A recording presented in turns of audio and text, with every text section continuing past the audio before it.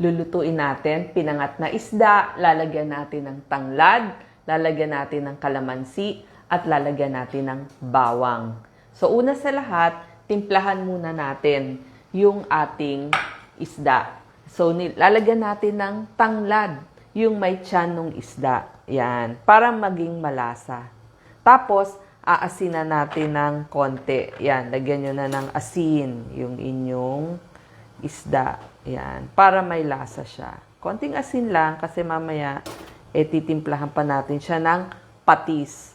So, pag meron na kayong kumukulong tubig, ilagay ninyo ang inyong isda. Yan. So, yan na po yung ating isda. So, mabilis lang maluto yan. Usually, mga 5 to 10 minutes maluluto na yung ating isda. Okay, so marami yung tubig.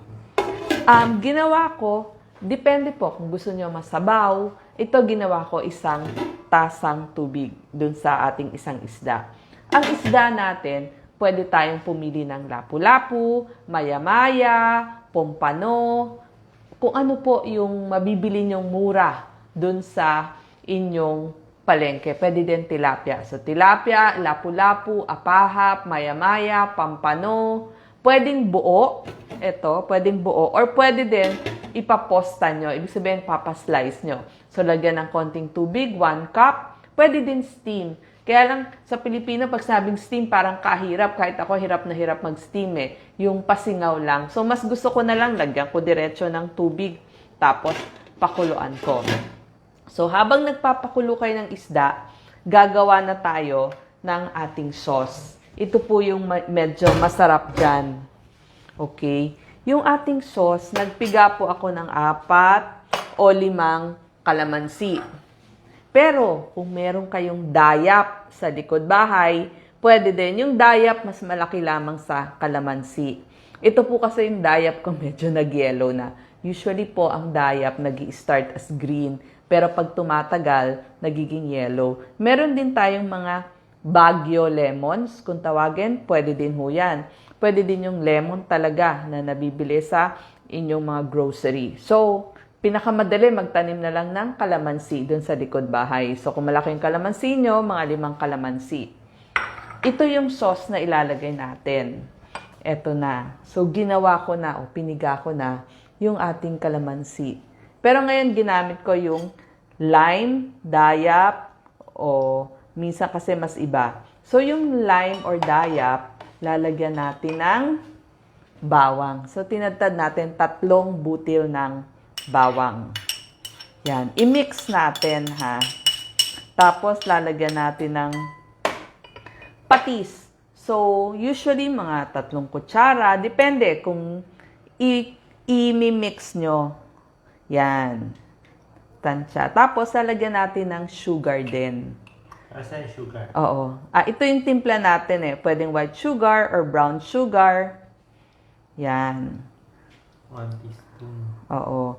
Isang kutsarita o kaya depende sa gusto nyong alat, sa gusto nyong asim. So, imimix nyo.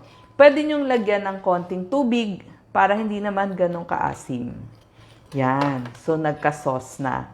Tapos, alam ko yung iba, hindi mahilig sa wansoy. Ako kasi, bagay to sa mga isda itong wansoy na to. Yan. So, ang ganda na ng ating isda, ano? Mabilis lang siyang maluto. Yan. Lagay na natin dyan para kita nyo. So, itong ating wansoy, chinap-chop ko na. Ito po ang itsura ng wansoy. Mabango siya. So, hindi siya kinchay. Ang tawag po dyan ay coriander. So, yan yung ating wansoy. Mabango siya. Mas mabango. Mas malasa. Yan. Mabango, malasa. Yung ating wansoy. Meron ho siyang ugat. Yan. Tapos, titimplahin nyo itong inyong sauce. Yung isda natin, pag nakita nating maputi na, yan, gaya niyan, pwede nyo hong baliktarin pag nakita nyong maputi na, tsaka sabi nga, yung mata ng isda, kailangan tumalsik na, ika nga. Isabihin, tumaas na, senyales na yun na, luto na yung iyong isda. Yes. Kasi pag in-steam, usually medyo matagal. So ako, ginagawa ko, diretso na sa tubig. Kasi gusto naman natin, di ba, may sabaw talaga. Pwede namang higupin yung sabaw. Kaya nga sinabi ko, pinangat na isda eh. Kasi yung steam, parang hirap pa yung ating mga kababayan na mag-steam eh. So ako, dinidiretso ko na. Yan. So both sides, like ito, na maputi na. So other side nila. Nilagyan ko ng gilit para mas maluto kasi mas mataba yung parte na to ng isda dun sa may likod. Eh, yung buntot, mabilis nang maluto yan kasi mas manipis na. Pakita natin yung sauce mo. Okay. So, itong ating wansoy, yan. Ilalagay natin dyan. Pang ano yan? Pang dekorasyon. Pero more yung sauce. So, mamaya natin yan. Ito na yung pinaghalo-halo natin. So, timplahin nyo. Mamaya, pagluto na isda natin, itatoppings natin yan sa ating isda. Okay, masarap na. Dadagdagan ko na lang ng asukal pa para mas masarap, tsaka konting alat pa. Yan. So, dito nababagay ang ating patis. Any brand ng patis, any brand ng asukal, pwede 3 butil ng bawang. So, pagluto na tong ating isda, ilalagay na natin dito sa lagyanan at itatoppings natin ito. Actually, kahit damihan nyo yung wansoy kasi masarap din naman yung ating wansoy. Tapos, dahil nilagyan natin ng tanglad, so mas malasa. Para rin siyang pesang isda, pero pwede rin pinangat. Actually, pag nagpapangat kayo, lagyan nyo nga lang ng bawang, sibuyas, luya. Anong gagawin sa tubig?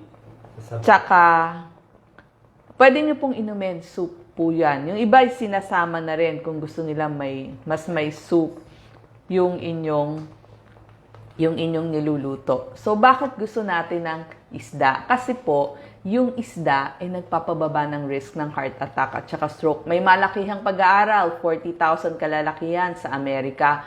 Nakita nila yung kumakain ng at least once a week ng isda, 15% lower ang risk ng sakit sa puso nila. Kasi bakit? May omega-3 fatty acid, DHA, para sa utak nyo, sa mata nyo, so bagay po sa buntis at nagbe-breastfeed. Nakita nila sa pag-aaral, parang may tulong din sa mga mas sad, yung mga taong mas lungkot. Yan. Ayoko nang banggitin yung word na yun kasi minsan ayaw sa Facebook eh. Okay. So, yung utak natin, nakita din nila, maganda daw ang isda kasi hindi humihina yung pag-iisip ng mga seniors. Tsaka parang mas dumadami yung gray matter sa utak para sa memorya nila, tsaka sa emosyon. May vitamin D din, iwas autoimmune na mga sakit kasi dahil dun sa omega-3 fatty acid, tsaka vitamin D, tulad ng type 1 diabetes. Tapos yung mga bata na mas kumakain ng isda, nakita din nila mas lower risk sa pagkakaroon ng hika. Sa mata, okay din, iwas age-related macular degeneration para hindi mabulag o lumabo ang mata. May tulong din daw ang isda kasi baka nakatutulong ito sa pagtulog dahil dun sa vitamin D. So, pagluto na yung inyong isda, pwede na po nating i-off. Yan. Okay. Pwede na ho nating i-off. Luto na yung ating isda. Ililipat ko na ho dito sa ating lagyanan. Tapos, lalagyan na natin ng sauce. Yan. Dinamihan ko lang. Tapos, itong sauce nung inyong isa. Actually, mas maganda kung in-steam ninyo. Pero kasi nga, para mas madali, ito, ginawa ko na lamang hong diretso na dun sa ating lagyanan. Okay? So, yan ang ating finished product. At ilalagay na ho natin yung ating sauce. Ito po parang medyo Thai-inspired eh. Okay. Yan, Thai-inspired.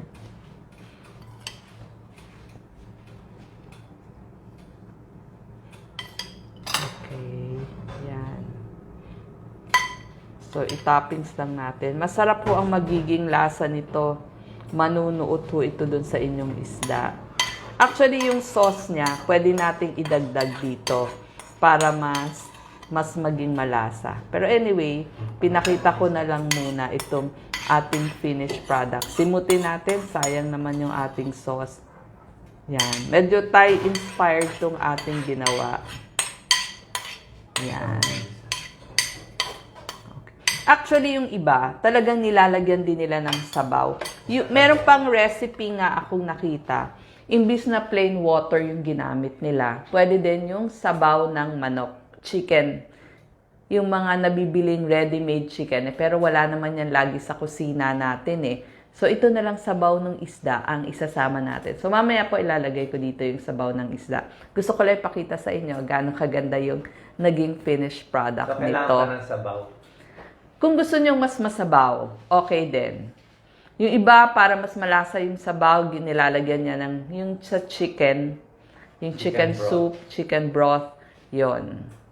Yun po yung pinangsasabaw. So, kumain tayo ng mas maraming isda para bumaba ang risk natin ng pagkakaroon ng sakit sa puso, heart attack, at stroke. Lalo na pati mga bata, kain ho kayo ng isda, kailangan nyo to.